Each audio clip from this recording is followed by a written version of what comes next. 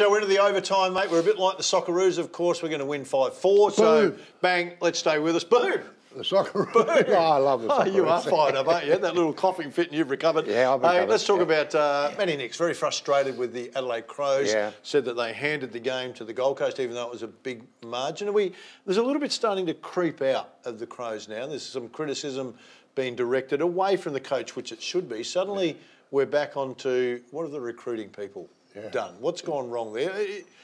Do you see that that's been a problem for them in the last 3, 4, 5 years? Massive problem. Yep. I mean, if you really sit down and be honest about it and say, who have they recruited? Who have they recruited that's actually blitzing at the moment?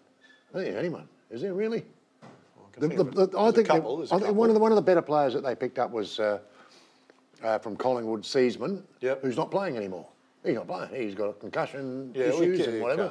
He was a good player. But, mate, if you really look closely, pick me out 3 or 4 that have actually gone, wow. So if I said to you, if you were a board member, I said to you, OK, I want you to tell me, recruiter, how many players on average should we get every year that's going to go on and develop for us? Yeah. So is it 1, is it 2, is it 3? Well, what's a fair number, do you think? Yeah, you'd hope 3 or something like that. So if you say 3, let's go back 5 years and say, well, there should be 15 players, barring injuries and other things, that are in the group. Yep. We were talking off air, we're struggling to name 2.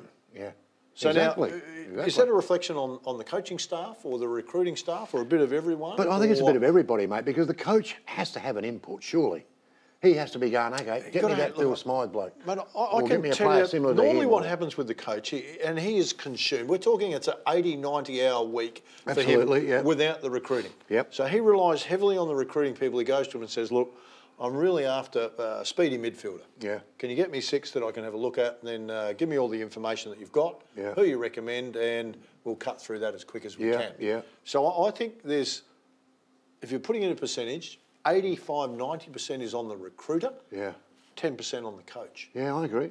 Now, when it comes to winning games, we'll go, OK, well, it's 85, 90% on the coach and 10% on the recruiter, or nothing on the recruiter because he's not a trainer, he's not influencing. But I think in this scenario, if we drew a comparison, just the 2 teams in South Australia, Port Adelaide's recruiting versus Crows recruiting over the last 5 years, no matter which team you're barracking for, you're going to go, wow, Port have been pretty impressive. Yeah. Crows have been pretty ordinary. Pretty ordinary. Now, you can get it wrong in a couple of players, you can get it wrong over the years, but I think that's an area, and I'm sure they're aware of it, but I think we're going to hear a lot more coming out about what's going on in that space. But I think you will, mate. I think you will, because they're in a position right now where their build has been a couple of years in the making, or maybe longer, really, and where are they?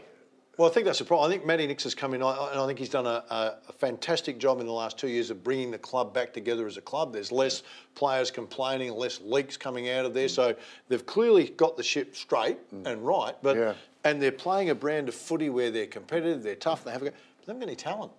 That's the issue. So without the talent, no go. You're going to slog along every week like the Gold Coast game. In saying that, they play North Melbourne this week, of course, the Crows. Now, Crows have got 4 wins, North Melbourne got 1. You'd be thinking if this is going to be a win for the Crows, if they didn't win this, then there'd be some serious questions going on. And it's in Tasmania. Yeah, down at Hobart, and it is tough to play down there. Oh, it's beautiful down there. I wish I was playing down there. It's a tricky ground, mate. It is a tricky ground. All right, let's talk about the Power, of course. They've started to surge back the other way, so we're going very happy. 6-2 since the 0-5, which is pretty good. They're in good form. They are 6 wins, 7 losses. Gold Coast is 6-6. If they're going to get in to the 8, one of these 2 teams has to get this one. Well, this is a monster game.